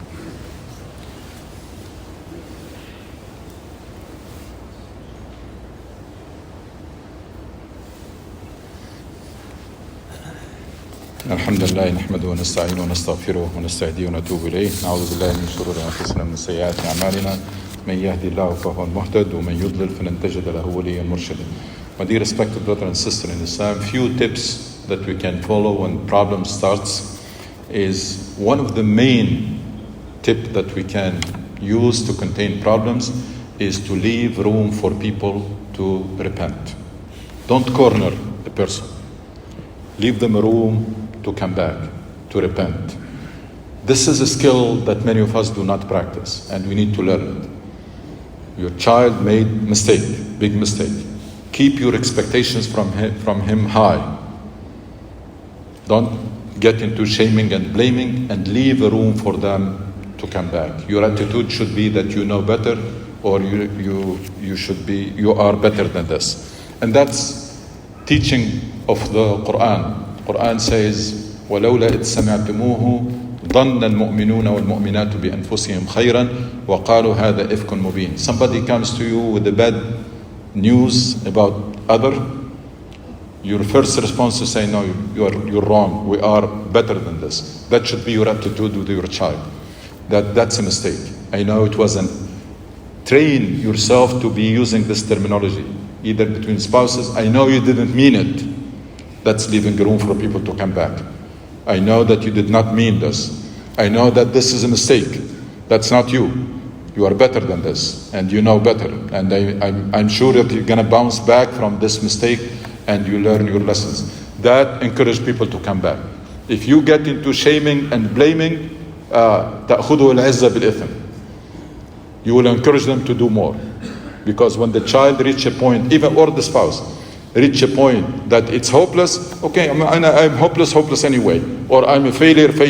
So why bothering? Why trying to be better because you're telling me all the time that I'm a hopeless case or I'm a failure.